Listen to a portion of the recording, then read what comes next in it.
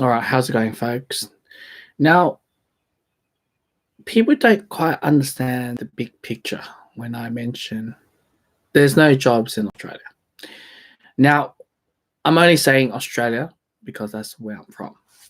But this is actually regards to other countries out there as well. Um, those where government or industry has been pumping or into this AI war. All right, this AI race to AI towards with it, or the innovation or what's behind. I'll get to that towards the end. Okay. So let's just have a blind mind, all right? Just clear everything out. Let's look through what has our ancestor history coming from. We came from hunter-gatherer society, then somehow we shifted to agriculture, then somehow we shifted to industrial revolution, thanks to the UK. Then we are currently right now in technological society, technologic society. Let's put it that way. What you have seen in a huge trend, right? When you're in a hunter-gatherer society, everyone has a role. No, you're right. There's no money involved. All right, everyone has a role.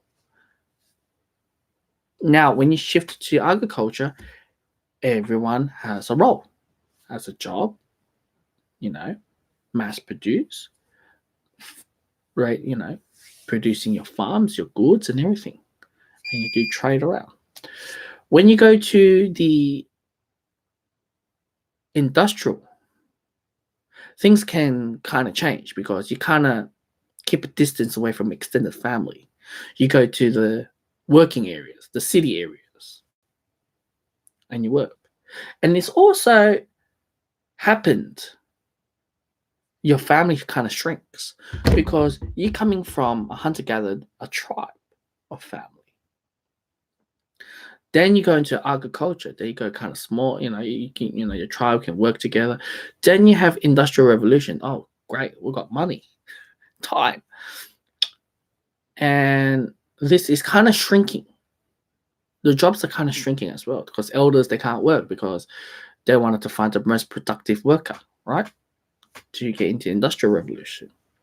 That's why there's a lot of child labor during that time, right? They're a lot more young, has the energy, they can recover, doesn't matter. But the moment you enter technological, and as well, globalization is also part of this, the whole thing as well. And we're stepping in with the UN and the human rights.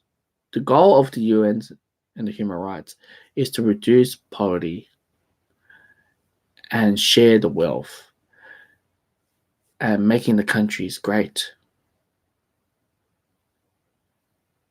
What it meant by doing this is pretty much shifting all the jobs. And when it comes to technological, if you look back in history, in the 70s, America, even before the 70s, America was building its flourish after World War II. But they have one major concern: pollution. And when I was going through one of these videos about Toyota and how they beaten this whole pollution, they beat all GMs and all other brands on the car manufacturers where they have to hit carbon emission. They build in this catalyst, right? So you got this head extractor from going right front of your car engine. Then you have this catalyst that reduce. It's like a honeycomb inside. Then you got your exhaust to go out.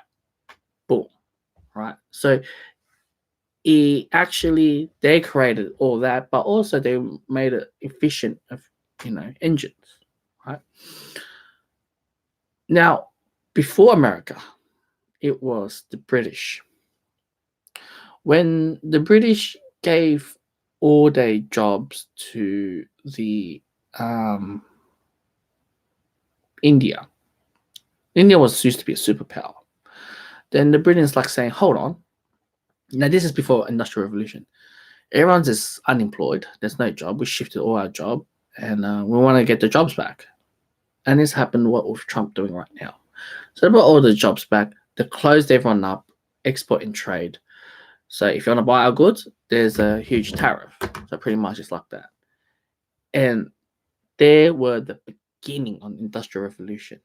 The main goal is to try to compete with China because China was back then was so advanced, so good with silk, ceramic bowls, and all these ideas.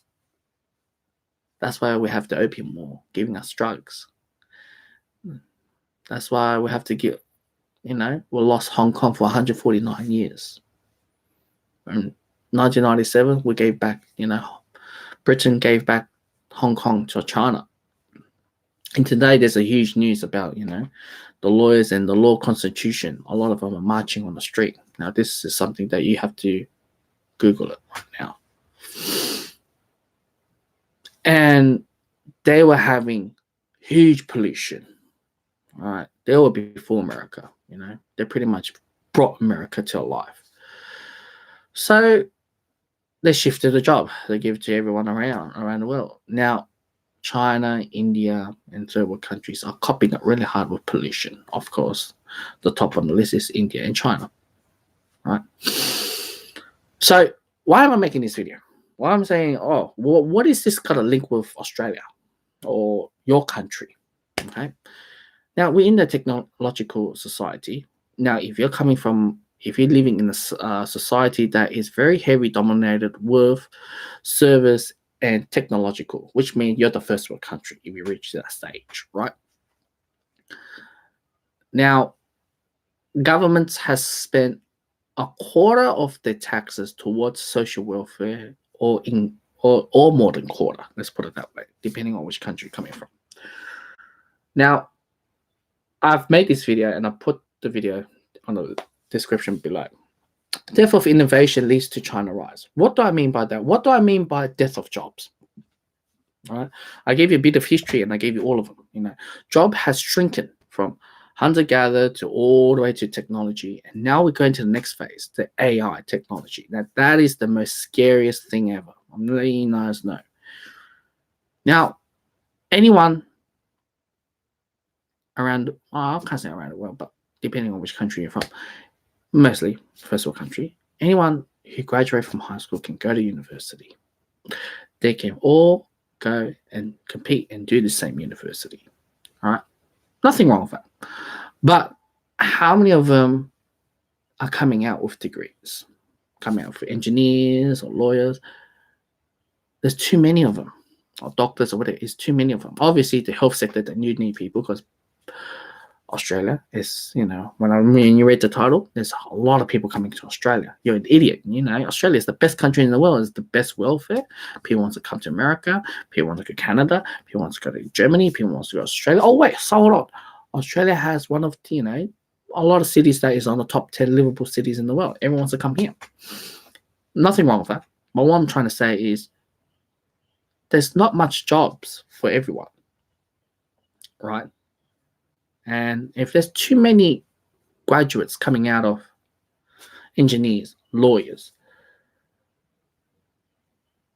and other yada, yada, yada industry, I'm not going to name those professions because I can name all the way through. Especially, I think the most important one is accountants, right? And everyone's fighting for the same job or the same position, right? We have evolved to AI.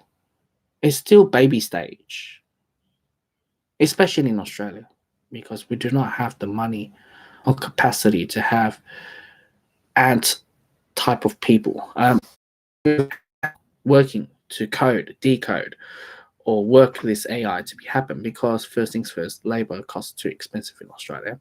So third world countries such as Russia and India and China will be ahead. Jobs will be a lot more shrinking before. So what I mean by there's no job in Australia, what I mean by is there's no innovation. Entrepreneurs, it's hard to start up in first world countries. There's high taxes. There's not much government incentive towards new ideas. Facebook wouldn't be a success or something like that. And this will be, we're on the hype on the job, and now it's in on down to decline. Even the population growth is up there. Businesses has to pay so much taxes. Workers have to pay so much taxes. Yes, it's going to to the whole system, right? It's going back to the government. The government spit it back out of, have good roads and good healthcare, good childcare, good this, and blah blah blah blah blah, whatever. When you have that, it's also we are so behind, especially towards China. China has so much innovation. They have ants of warriors on the keyboards creating this AI with minimalize, correcting all these errors. And those jobs, or autonomous jobs, or automation jobs in the future, is not established yet. Now, you got to get really close to it. I've heard many, and even my dad and a lot of my peers who studied very brilliant engineers or civil engineers or whatever engineers or some specialized engineer, but there's no jobs in Australia, right? They studied those degrees, they ace, they got their qualifications, everything, but they couldn't get the job. Now, the jobs that you can find is probably in Germany or China or elsewhere. But as an individual, this is your homegrown soil. You wanted to stay here because you got your family and this and that. One thing that I really admire for Chinese people is that you see Chinese people around the world, whether they're doing business, open shops, or open restaurants. You see the Americans, they only do that with Macca's and, multi-giants. Where Chinese is different. We go around the world. We go where the money goes. Basically, well, that's what I'm trying to tell you. But many local peoples won't do that because they finish the degree, they maybe move to different states. But how many of them are willing to do that? So if you're coming from Sydney or Melbourne or Queensland and somehow you got to shift it down to Darwin or somehow shift it down to some rural area, most people don't like that. But Chinese people are willing to go above and beyond, extend as long where the money goes, right? And what I'm trying to say in this video is saying that the jobs, the innovation, everything is already up there. It's already on decline. Now, you can hear many, many people when they apply for jobs, they'll say, apply for 150 jobs each week or apply for 50 jobs each week. And no callback, no nothing. I couldn't get a job in a year or 6 months or whatever. There's jobs they provided on the job websites, but however, it's limited positions, right? To cater, unfortunately, we have thousands or 10,000s of resumes flowing through. And you got to be competitive. There's price as well, and you got to be competitive, and you got to be very, very good at your job interview questions and round stages, and you got to be free and this and that. And there's a lot of investment you have to go through. And that's where it is, right? There's jobs, but it's very, very small numbers. In comparison to China, there's a large number. China, there's so many provinces, and you can move any of them and you do get a job. But however, it's not the best pay. But you got to do what you got to do because you just graduated from your degree, right? Same thing, go to Germany. Maybe Germany's a lot better. Most people will go towards Germany than China because there's a high pay. It's a euros. Are you idiot? Why would I go to China? It's using a lower currency. It's all about currency game. Everyone's the upgrade, right? So you have that. And when you have that, it creates a lot of, I've heard a lot of people can't get even a job. And this is not just Australia problem. I'm pretty sure people around the world are facing the same thing, even in China as well. People say it's like that. But what I'm trying to say is about this whole video is technological, we've gone to that stage. We haven't gone to the next phase. And I don't think many countries are prepared or be prepared, but not much jobs or innovation ideas to the AI technology, automation stage. China is killing it right now. 2-3 weeks ago, they just launched on the street, autonomous driving bus. Now, you guys was like, same thing with Tesla, just a lot bigger batteries. And no. I don't think you quite understand what China is going through. China is the roads. People do not follow indication. It's a maze, and there's always traffic jam. And for autonomous bus or truck to know what to do, it's way ahead of America. America's it's there, but it's behind. So that's why I said I don't think the next phase of jobs, it won't be in Australia. It will be so declined. It will be more service jobs, unfortunately. Technology, it will be replaced by AI very quick, very soon. It doesn't need people like you guys. As long as it's repetitive and, they know how to train these to get to that stage. And when people says middle class is dying and get shifted down to low class, it's actually the reality. There's more low class jobs than middle class opportunity. So that's what I'm saying on the video. And that's why I said there's no jobs in Australia. What I mean by that is just people who come out of prestigious degrees and still couldn't get a job. That's alarming.